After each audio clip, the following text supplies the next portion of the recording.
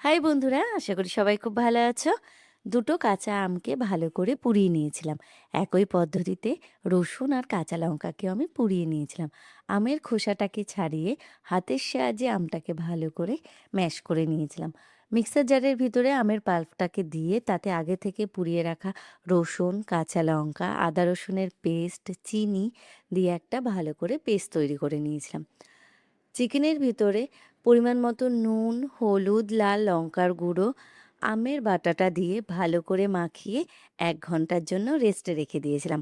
কড়াইতে তেল গরম করে তার ভিতরে পরিমাণ মতন পেঁয়াজ কুচি, টমেটো কুচি, নুন, আদা রসুনের পেস্ট, কাঁচা লঙ্কার পেস্ট, লাল লঙ্কার গুঁড়ো, ধনের গুঁড়ো দিয়ে ভালো করে মশলাটাকে কষিয়ে তার ভিতরে চিকেন দিয়ে নামানোর আগে কিছুটা গরম মশলা, কাঁচা লঙ্কা কুচি, ধনেপাতা দিয়ে নামিয়ে নিলেই তৈরি হয়ে যাবে আম পোড়া মুরগি। যদি তোমাদের ভিডিওটি ভালো লাগে, like, comment, share and subscribe করতে ভুলো না কিন্তু।